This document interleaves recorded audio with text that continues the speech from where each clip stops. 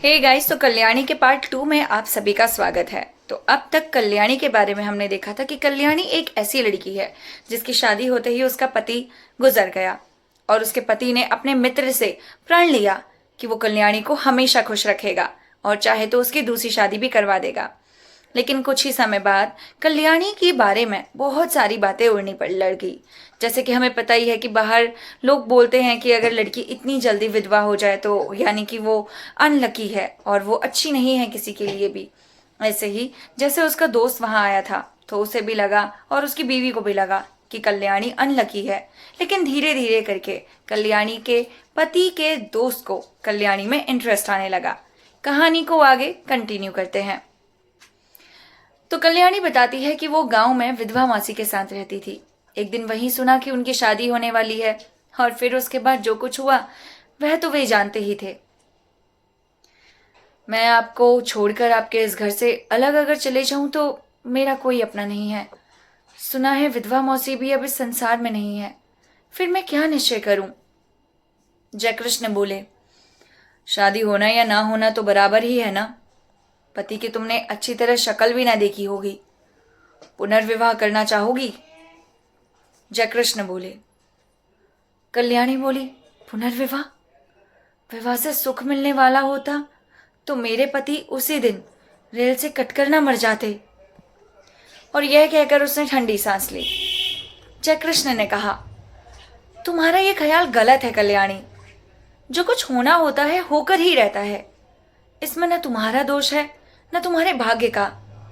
मेरा तो विश्वास है जिस ईश्वर ने तुम्हें इतना सुंदर रूप दिया है वह सुख भी देगा। हाँ, मार्ग में तुम्हें बहुत सारी कठिनाइयों का सामना करना हो सकता है। तुम चाहो तो मैं तुम्हें पढ़ने के लिए किसी पाठशाला में भेज दूं। कल्याणी को हंसी आ गई। बोली, अब तो मैं बूढ़ी होने जा रही हूं। छोटी छोटी लड़कियों के साथ बैठकर कैसे पढ़ूंगी? और पढ़ना आएगा भी मुझे? मैं तो निरी मूर्ख हूं। यह हंसी न थी, बिजली कौंध गई। जयकृष्ण ने आज तक कभी हंसते ना देखा था कल्याणी को। वे सिर से पैर तक सिहर उठे। बहुत संभल कर बोले, कोशिश करने से सब आता है कल्याणी। फिर भी तुम खूब सोच विचार कर मुझे शाम तक अपना निश्चय कह देना। शाम को भोजन के बाद रात को बहुत देर तक कल्याणी और जयकृष्ण बातें करते रहे। पहरे पर नियुक्त बुढ़िया पड़ी हुई खर्राटे भरकर सो रही थी। कल्याणी ने कहा, पति को मैं प्रेम न कर सकी क्योंकि संयोग और वियोग में केवल 2 ही दिन का तो अंतर था। हाँ, दया भाव से ही प्रेरित होकर उन्होंने मेरा पानी ग्रहण किया था, इसलिए उन पर मेरी अपार श्रद्धा पहले से ही थी। वह अब भी है, किंतु प्रेम से तो मेरा प्रथम परिचय उसी दिन हुआ जिस दिन आप सीढ़ियों पर चुपचाप खड़े थे। आप विश्वास मानिए, मैं आपको जितने श्रद्धा भाव से देखती हूँ उतना ही आपसे प्रेम भी करने लगी हूँ। फिर भी आपके साथ मेरा पुनर्विवाह असंभव है। अब क्यों कल्याणी, तुम्हें क्या आपत्ति है? भर्राई हुई आवाज में जयकृष्ण ने पूछा और कल्याणी का हाथ अपने हाथ में ले लिया। कल्याणी ने तुरंत अपना हाथ छुड़ा लिया और संदिग्ध दृष्टि से जयकृष्ण की ओर देखा। जयकृष्ण को अपनी भूल मालूम हुई। दोनों कानों में हाथ लगाकर बोले, भूल स्वीकार करता हूं, अब कभी ना होगी। फिर कुछ रुक कर कहा, कल्याणी, तुम मुझसे कभी ना डरना। तुम्हारी विरुद्ध इच्छा के विरुद्ध मैं तुम्हें कभी ना छूऊंगा। पर यह बताओ कि जब पुनर्विवाह करने में तुम्हें कोई आपत्ति नहीं है और तुम मुझे प्रेम भी करती हो, तब तुम्हारा पुनर्विवाह मेरे साथ क्यों असंभव है?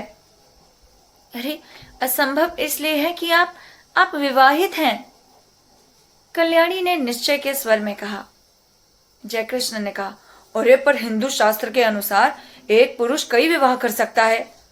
फिर तुम वह सौभाग्य मुझे क्यों नहीं दान कर सकती जो किसी दूसरे को मिलने वाला है? छी छी छी, कैसी बातें कर रहे हैं आप क्या समझते हैं मैं किसी और से विवाह करूंगी? और वो भी किसी विवाहित से? ये कभी ना होगा। मैंने एक बार जिससे प्रेम किया उसी से प्रेम करती हुई मिट जाऊंगी। हिंदू नारी प्रेम करना जानती है, वह प्रेम का प्रतिदान नहीं चाहती। मैंने प्रेम किया और करती रहूंगी। यह बात दूसरी है कि प्रेम की प्रतिमा तक मेरी पहुंच ना हो सकेगी, और यह तो अपना अपना भाग्य है। कहती हुई एक दीर्घ निश्वास के साथ कल्याणी ने जयकृष्ण की ओर देखा। जयकृष्ण ने कहा, कल्याणी, तुम अपना ही अपना देखोगी या मेरा कुछ ख्याल करोगी? मैं पागल हो जाऊंगा तुम्हारे बिना। अब तो मुझसे एक पल भी नहीं काटा जाता। किंतु फिर भी तुम निश्चिंत रहना, मैं तुम्हें कभी हाथ ना लगाऊंगा जब तक तुम्हारी आज्ञा ना हो। आधी रात को भी तुम मेरे पास उतनी ही सुरक्षित रह सकती हो जैसे सगे भाई के पास, क्योंकि मैं अधर्म नहीं कर सकता। मैं तुमसे प्रेम करता हूं, तुम्हें पाने का इच्छुक हूं, पर सत्य मार्ग से, कुमार्ग से नहीं। कल्याणी बोली, मैं कुछ अपना देखती हूं ना आपका। सच यह है कि मैं मालती जीजी के सौभाग्य पर कुठाराघात न कर सकूंगी। उन्होंने मुझे कुसमय में आश्रय दिया। जो कुछ बन सकेगा भला करूंगी। उनकी बुराई मुझसे ना हो सकेगी। उनके भले के लिए मुझे अपना बलिदान भी करना पड़े तो सहस्र कर दूंगी, मगर उनकी जिंदगी में कांटा बनकर ना रहूंगी। पर मेरा जीवन कंटकमय बना दोगी, है ना? जयकृष्ण ने ठंडी सांस ली और सतृष्ण नेत्रों से कल्याणी की ओर देखा। कल्याणी ने कहा, यह सब मानसिक विकार है। कुछ दिनों में आप अपने आप दूर हो जाएंगे।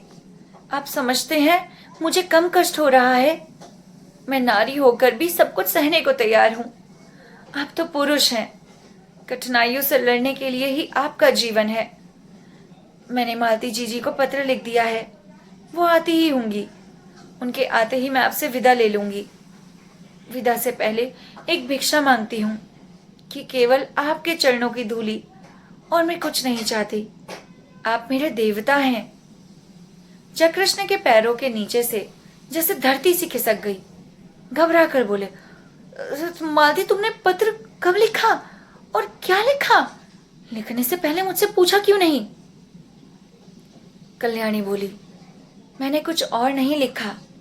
यही लिखा है कि उपमा के बिना बहुत बुरा लगता है। तुम जल्द से जल्द चली आओ। और लिखती भी क्या, किंतु आपके साथ मेरा अकेला रहना उचित नहीं। हम दोनों एक दूसरे से प्रेम करते हैं। ना जाने किस दिन क्या हो जाए, और मैं नहीं चाहती कि हमारे बीच में कोई भी ऐसी बात हो जिसे कलंक का स्वरूप दिया जाए। जो तुमने ठीक ही किया कल्याणी। सो जाओ, रात बहुत हो चुकी है। और उठते हुए कल्याणी ने झुककर जयकृष्ण के पैरों से माथों पर लगा लिया। जयकृष्ण बहुत उद्विग्न थे। कल्याणी ने ऊपर जाकर दरवाजा बंद कर लिया। जयकृष्ण खाट पर पड़े करवटें बदलते रहे। उन्हें नींद न आई। दूसरे ही दिन मालती दोपहर की ट्रेन से आ पहुंची। दफ्तर से लौटते ही जयकृष्ण ने देखा कि उपमा खेल रही है। रात भर सो न सकने के कारण उनका चेहरा उतरा था। मालती ने देखते ही पूछा, अरे, तबीयत खराब थी क्या? क्या हुआ तुम्हें? जयकृष्ण ने कहा, कुछ नहीं, सर में बहुत दर्द है। अज्ञात आशंका से मालती सिहर उठी। कल्याणी तो अभी है ना इस घर में? हाँ, उसने पूछा। तो तुम अपनी बात को आगे किसी को भी नहीं सुनने देते। कितनी बार कहा उसे कहीं भेज दो। जब तुम माने नहीं तब ना। अब तुम्हारे सर में दर्द वर्द होता है तो मैं घबरा जाती हूँ। सभी लोग कहते हैं कि वह अभागिन है। जयकृष्ण को दूसरा ही भय था। वे सोच रहे थे कि जाने कौन कल्याणी है भी या नहीं। उसने कहा कि मालती के आते ही वो विदा ले लेगी। विदा का अवसर कहीं आ तो नहीं गया? जयकृष्ण का हृदय धड़क रहा था। उन्होंने कहा, मैंने कल्याणी को एक पुत्री शाला में पढ़ने के लिए भेजा निश्चित किया है। यह बात उसे भी मंजूर होगी। जरा उसे बुला लाओ। मालती को इस बात से बड़ी शांति मिली। कल्याणी यहाँ से चली जाए, कहीं भी जाए, उसकी उससे कोई चिंता ना थी। उसने घंटी बजाई पर कोई ऊपर से ना आया। तब उपमा को बुलाकर कहा, जा ऊपर से अपनी चाची को बुला ला। उपमा ने कहा, मम्मा, चाची ऊपर नहीं है। घबराकर मालती ने ऊपर नीचे सभी कमरे खोज डाले, कल्याणी का पता नहीं लगा। जयकृष्ण पागल की तरह दौड़कर ऊपर गए। कल्याणी के नीचे, बिस्तर के नीचे गहनों की पेटी रखी थी और उसके नीचे एक पत्र लिखा था। जाती हूँ, अपनी उपस्थिति से आप लोगों को जो कष्ट दिया या मुझसे जो अपराध हुए उनके लिए क्षमा कीजिए। मेरी खोज ना कीजिएगा, व्यर्थ होगा। मेरे ये गहने उपमा के लिए हैं। अभागिन कल्याणी। और ये कहानी यहीं पर ही खत्म होती है। इसका पार्ट 2 आपको कैसा लगा हमें कमेंट करके ज़रूर बताइएगा। अगर आपको ऐसे ही कहानियाँ सुनने का बहुत शौक है तो हमारे चैनल को लाइक, शेयर और सब्सक्राइब करना बिल्कुल ना भूलिए। आप मेरे भाई के चैनल को भी प्रमोट कर सकते हैं और उसके द्वारा डालने वाली वीडियो को ज़रूर देखिएगा। हमें आपके सपोर्ट की बहुत ज़्यादा ज़रूरत है। मिलते हैं आपसे नेक्स्ट कहानी के साथ। तब तक के लिए नमस्कार। अपना ख्याल रखिएगा।